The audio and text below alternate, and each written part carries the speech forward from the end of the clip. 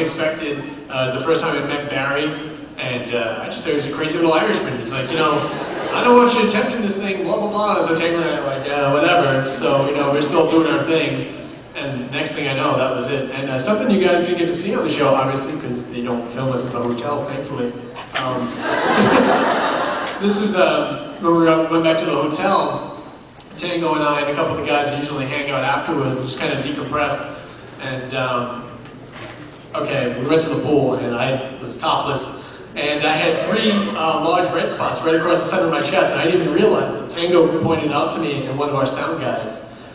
They said, did you look at your chest? I didn't even think to look at it when I was on the location, just because I was so flustered. I wanted to get out of there, and you know, Jay and Grant were very supportive and got me outside and just let me calm down before we went back in. So. You actually did a hole in your chest. I thought you broke your arm. You like this. Tango was cute. He was like the little brother I never had. He was all cute as a bun. That's good. You have no option. You can't run.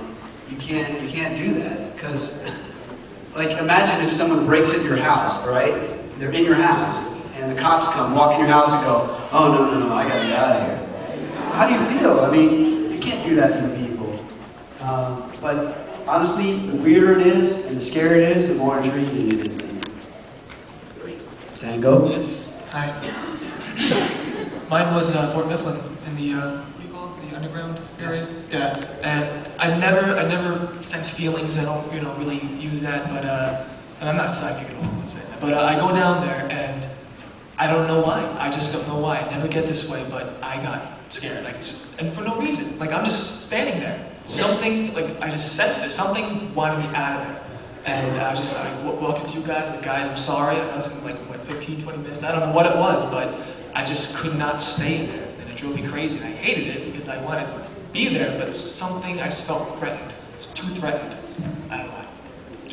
Yeah, I haven't ever been in a position where I've been, you know, tempted to run away or been so scared that I wanted to take a break. But when we did Citadel Rajanov, some of you may remember when Barry ran away from the door after seeing something.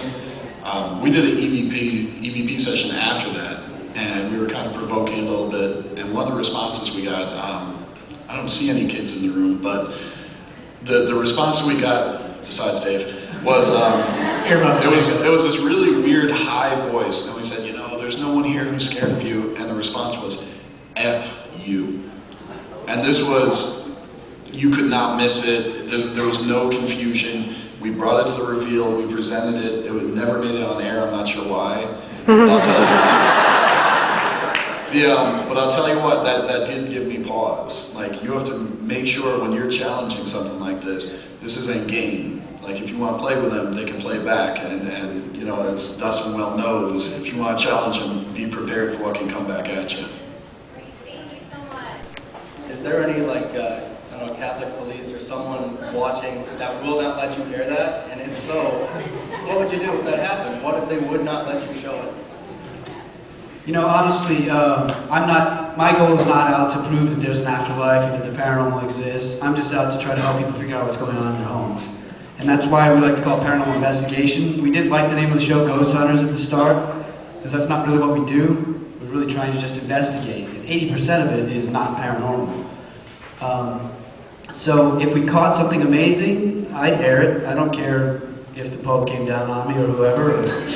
I mean, just because, well, they say Catholic police, right? Right, yeah. No, the Secret Service.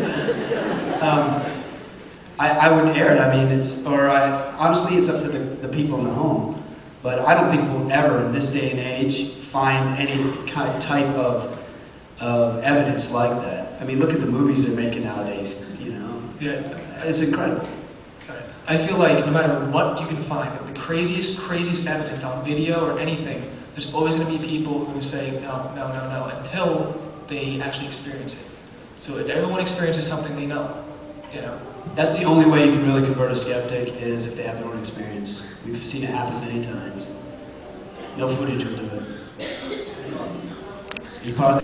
Hi, I'm Nadine, and I wanted to ask you, once you find paranormal activity, how do you help people get rid of this? I mean, do you suggest something to get rid of it, or you just go in there and say, well, we think there's something here, and then you leave, and I mean, What happens after that?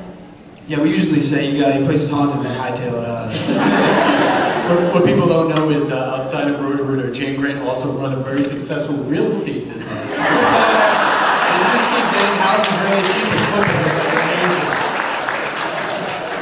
No, we always connect them with the group in their area or our personal information if they're close enough. And honestly, most cases take months to figure out what's going on. But honestly, we tell people straight up when we get in there that we cannot guarantee that we can remove anything. We try to educate first. And if it's a non-threatening situation, and they usually end up enjoying it, living with it. Other than that, we have a few things we can try with their own religion or with them as a family sitting around together. Other than that, good luck, And if it's residual, sorry, you can take your house apart brick by brick, but it's going to take a while before you find the right brick. It's got this stuff in it. That's me personally.